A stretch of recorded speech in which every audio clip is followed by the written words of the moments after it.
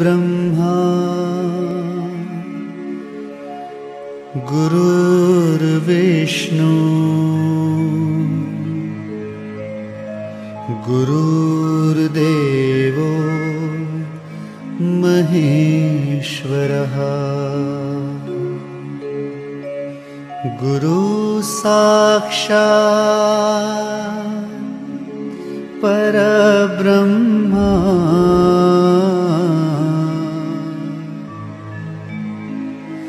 तस्मै श्री गुरुवे नमः।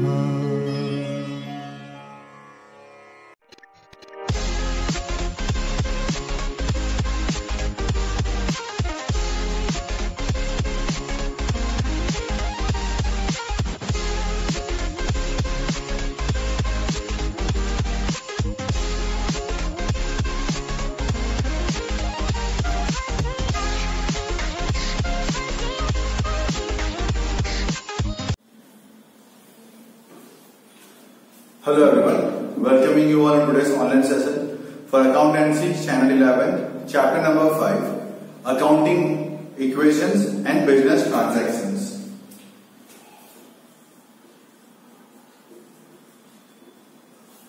Accounting Equations and Business Transactions. As we all know, हर ट्रांजेक्शन के आपके दो इफेक्ट होते हैं, one on the debit, one on the credit side. तो that's why business transactions, one effect on the debit side, one effect on the credit side, means that must be a balance. Journal सीख चुके हैं, debit side effect, credit side effect, at the end दोनों total यहाँ पे same यहाँ पे होते हैं, सेम। ओके, तो बिजनेस ट्रांजेक्शन का मतलब ही यहाँ पे ये है, ओके, जहाँ पे जितने की अमाउंट की इफेक्ट आप डेबिट में दोगे उतनी सी अमाउंट क्रेडिट में यहाँ पे देनी है। लेकिन eight the end of the day her transaction यहाँ पे अफेक्ट आप करता है एसेट्स को या कैपिटल लायबिलिटीज को। हर ट्रांजेक्शन अल्टीमेटली अफेक्ट यहाँ पे करता है एसेट्स को या कैपिटल लायबिलिटीज को। सो यहाँ पे इक्वेशन बनता है assets is equal to capital plus liabilities. ये है मेरा accounting equation, assets is equal to capital plus liabilities. Suppose अगर इफेक्ट होती है commence business by bringing cash rupees 50,000, business चालू किया, कैश लेके आया 50,000 रुपीज का, तो क्या होगा, कैश बढ़ेगा, cash is a part of assets, capital बढ़ेगा। एंट्री क्या आएगी, cash account debit to capital, entry क्या आएगी, cash account debit to capital. तो आप देखें तो इक्वल टू दोनों साइड पे सेम इफेक्ट होगी। ओके, सपोज मैंने यहाँ पे गुड्स यहाँ पे सेल कर दिया, सपोज मैंने यहाँ पे गुड्स यहाँ पे सेल किया, ओके, ऑन क्रेडिट गुड्स मैंने यहाँ पे सेल किया है ऑन क्रेडिट, तो क्या एंट्री आएगी, सामने वाला debtor account debit to sales. Debtors के पास से पैसे मिलने बाकी मतलब एसेट्स बन सके, तो वापस से एसेट्स बढ़ेगा। ये फर्स्ट इफेक्ट, एसेट्स बढ़ेगा, पैसे मिलने बाकी होता है, एसेट होता है, एसेट्स बढ़ेगा। मेरे पास से गुड्स गए, goods is also part of my assets, तो एसेट्स कम होगा। इन शॉर्ट, या तो इफेक्ट अगर सेम साइड पे तो प्लस माइनस सेम साइड पे फिर same amount, okay, opposite side पे है तो ये इफेक्ट्स, ठीक है, दोनों साइड पे ऑपोजिट पे तो दोनों प्लस हो गया, सेम है तो प्लस माइनस होगा। तो थर्ड टाइप की इफेक्ट कौन सी बनती है, सपोज यही कम हुआ ये भी कम हुआ। फोर्थ इफेक्ट कौन सी बनती है, कैपिटल ही बढ़ गया और लायबिलिटीज ही कम हो गई। तो ये चार टाइप की इफेक्ट यहाँ पे करती है, ये चार टाइप की इफेक्ट आपको करती है। अब बेसिकली एसेट्स में हम क्या क्या कंसिडर करते हैं, गुड्स के बारे में पूरा एसेट्स बनता है। एसेट्स मतलब के tangible intangible assets, fix assets, current assets, अब वो ऑलरेडी फर्स्ट चैप्टर में पढ़ चुके हो एसेट्स के अंदर क्या क्या आता है। रियल अकाउंट्स मतलब कि मेरा एसेट्स है, sorry you can say real accounts मतलब कि मेरा पे एसेट्स है। ओके, तो यू ऑलरेडी नो एसेट्स में क्या आता है, furniture, machines, land, building, cash balance, bank balance, goods, investments, ये सब अपने एसेट्स में आता है। कैपिटल मतलब जो ओनर लेके आता है that become the capital. But here यहाँ पे जो है इसके अंदर तो क्या आता है, मेरे फिक्स एसेट्स, मेरे करंट एसेट्स, ओके, ये आता है मेरे, प्लस आता है मेरे गुड्स के बारे में, ओके, करंट एसेट के अंदर ये आता है मेरा कैश बैलेंस, कैश बोलो, बैंक बोलो, ये सब मेरा एसेट्स में है, ठीक है। उसके बाद कैपिटल मतलब जो ओनर निकलता है, ओनर ब्रिंग्स, वो बनता है कैपिटल। तो इसको अफेक्ट कैसे होता है? अगर कुछ इनकम है ना तो इसमें प्लस होती है, कुछ इनकम है ना, सपोज रिसीव्ड कमीशन ₹500, तो एंट्री क्या आती है? Cash account debit to commission. तो कैश बढ़ा, कमीशन मतलब इनकम है, तो प्लस इनकम, ठीक है। एक्सपेंस है तो माइनस होता है, एक्सपेंस है तो माइनस होता है, ठीक है। लॉस है तो माइनस होता है, ठीक है। Goods are 5,000 destroyed by fire, तो loss by fire to purchase, तो यहां से भी माइनस, तो यहां से भी माइनस, ओके। थर्ड वाला effect, I hope you are getting. Liabilities का मतलब क्या? लायबिलिटीज का मतलब क्या? पेमेंट करना बाकी, पेमेंट आउटस्टैंडिंग, पेमेंट करना बाकी। Purchase goods service 5,000 from Rohit, उधार पे गुड्स परचेज किया है रोहित के पास से, तो गुड्स आया तो यहां पे आ गया, ये बढ़ेगा। रोहित तो पेमेंट करना बाकी, क्योंकि लायबिलिटीज दोनों साइड बढ़े। अंडरस्टैंड? ये जो इफेक्ट किया वो इन दोनों के लिए किया है, ठीक है, नॉट ओनली फॉर कैपिटल, इन दोनों के लिए करता हूं मैं। कहीं पे भी इफेक्ट यहाँ पे हो सकता है इंसान, ठीक है। दोनों में से कोई भी बढ़ सकता है, कोई भी कम हो सकता है, तो हम सेंटेंस करेंगे वो क्लियर हो जाएगा, ओके। देन अगर मैं बात करता हूं आउटस्टैंडिंग एक्सपेंस की, जरा ध्यान देना, आउटस्टैंडिंग एक्सपेंस की अगर मैं बात करूं, ठीक है, तो इसकी एंट्री आती है expense account debit to outstanding expense, इसकी एंट्री आती है expense account debit to outstanding expense, ठीक है। तो इसकी इफेक्ट क्या होगी? Assets equal to capital plus liabilities. Expense से क्या होता है? कैपिटल कम होता है, आउटस्टैंडिंग मतलब पे करना बाकी, तो ये प्लस हो गया, तो वहीं पे प्लस वहीं पे माइनस, ठीक है। उसके बाद दूसरा है प्रीपेड एक्सपेंस, आपने पहले से पे कर दिया, तो एंट्री क्या आएगी? Prepaid expense to expense, prepaid expense to expense. Expense से क्या होता है? कैपिटल कम होता है, एक्सपेंस से क्या होता है? कैपिटल कम होता है। पहले से पे कर दिया आपका एक्सेस भी तो कम होता है, तो ये आपका आउटस्टैंडिंग का इफेक्ट है, ये आपका प्रीपेड का इफेक्ट है, ठीक है। रिसीवेबल इनकम मतलब इनकम मिलनी बाकी, रिसीवेबल इनकम मतलब के इनकम मिलनी बाकी, तो एंट्री क्या है? रिसीवेबल इनकम, जो भी आपको इनकम का नाम दिया है, टू इनकम, तो ये डेबिट है। Receivable income to income, income होने से क्या होता है? कैपिटल में प्लस होता है, इनकम होने से क्या होता है? कैपिटल प्लस होता है। इनकम मिलेगी तो क्या मिलेगा? कैश मिलेगा, तो एसेट्स में भी प्लस होता है, ओके। तो ये क्या आंसर था? Receivable income, okay. Pre receive income, पहले से इनकम मिल गई है, प्री रिसीव इनकम पहले से इनकम मिल गई है, तो उसकी एंट्री क्या है? Income account debit to pre receive income,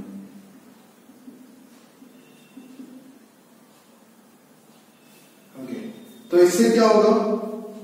पहले से आपको इनकम मिल चुकी है तो आपका कैशेस बढ़ जाएगा, ठीक है। पहले से आपको इनकम मिल चुकी है तो कैशेस बढ़ जाएगा, ठीक है। अब जो आपको पहले से मिल चुकी है तो वापस करना पड़ेगा, ओके।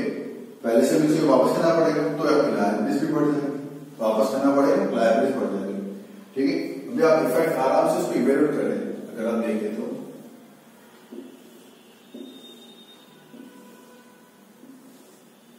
ये क्या है? प्री रिसीव,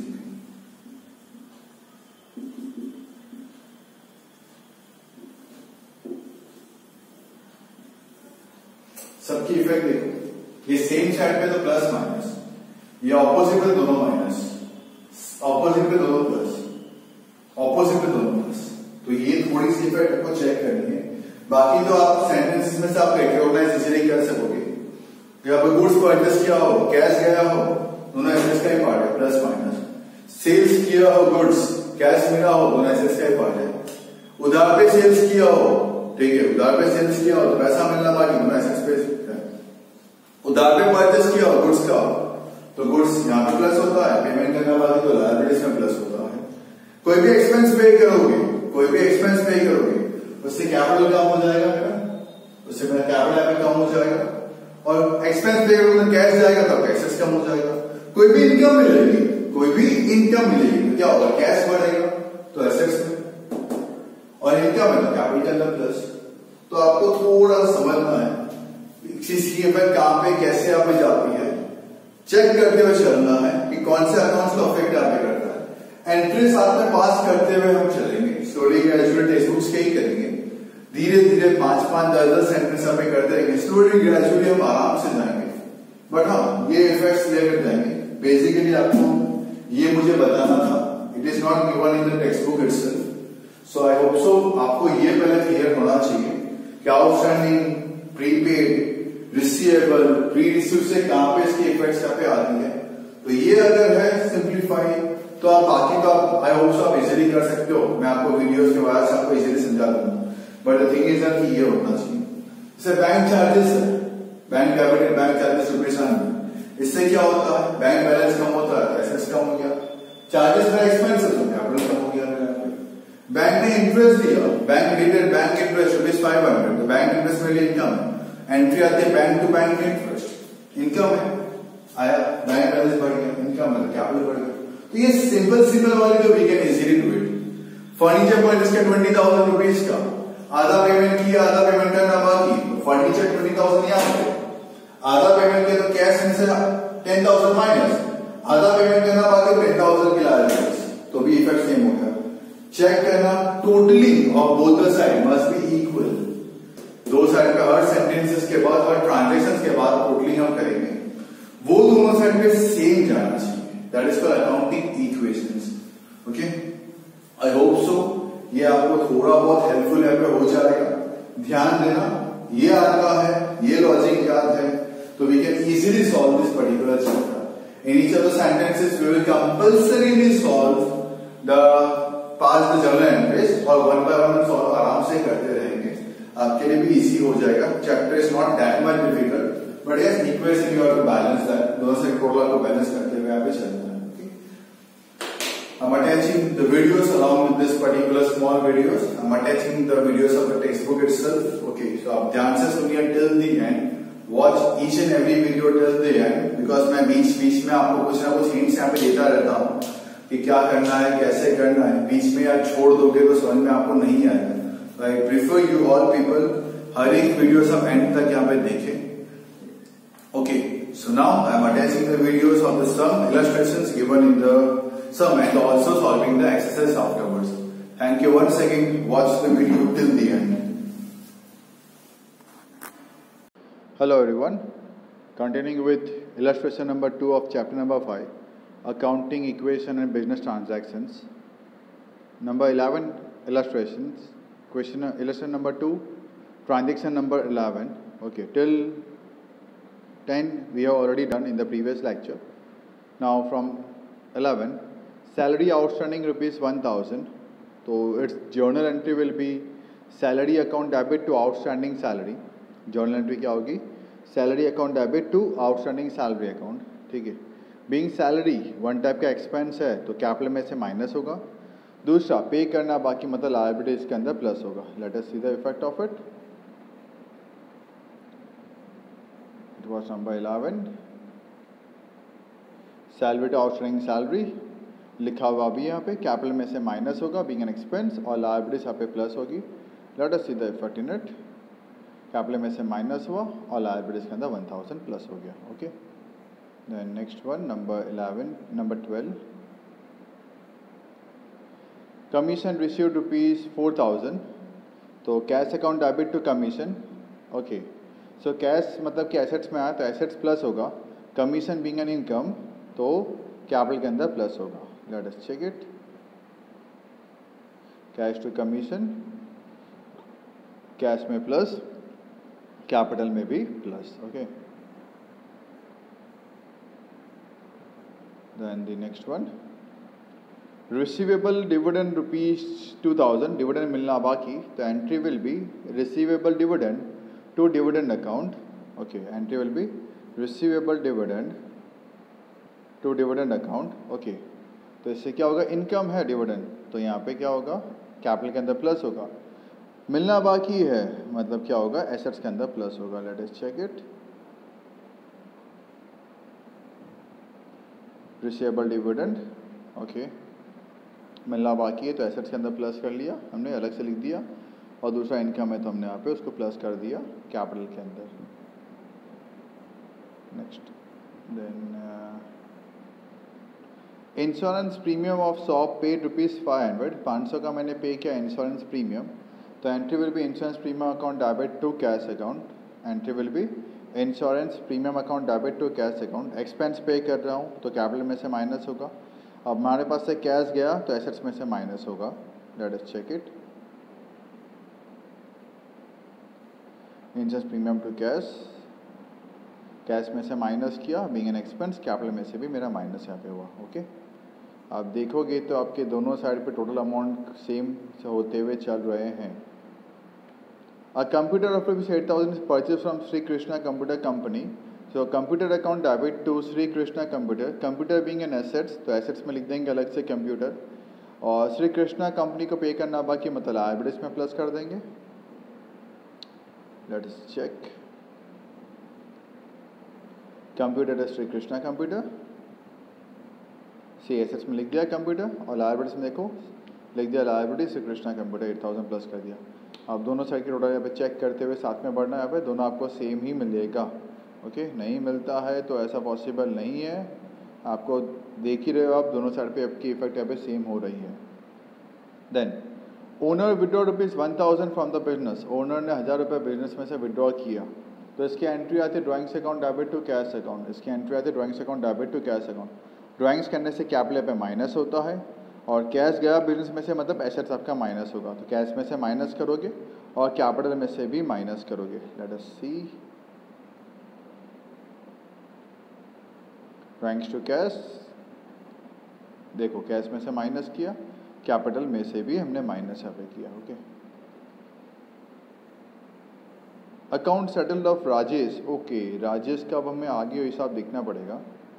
राजेश का है नंबर 3 पे, 8,000 का मैंने गुड्स परचेस किया था, उसमें से मैंने राजेश को वापस किया 2,000 का गुड्स, बाकी का पेमेंट मतलब 6,000 का मैंने उसको पेमेंट कर दिया. ठीक है, मतलब जो लायबिलिटीज़ थी ओके ये कम हो जाएगी, मतलब जो रिसीवेबल्स थे परचेज किया था राजेश के, तो 1,000 का गुड्स मैंने वापस किया, मतलब बचा 7,000 रुपये, तो लायबिलिटी 7,000 से माइनस हो जाएगी और कैश गया 1,000 से माइनस हो जाएगा. तो एंट्री आएगी Rajesh account debit to cash account 7,000. और रमन का भी सेटल किया है, तो रमन के पास से मैंने गुड्स परचेस किया था, गुड्स सेल किया था 9,000 रुपये का, 2,000 की गुड्स वापस के मतलब बचा हुआ 7,000. तो राजेश का है, राजेश का अकाउंट मैंने सेटल किया है, तो राजेश टू कैश, और रमन ने अपना अकाउंट सेटल किया है, तो कैश टू रमन. एक में अमाउंट 7,000, दूसरे अमाउंट एक में अमाउंट, दोनों में अमाउंट 7,000. Let us check.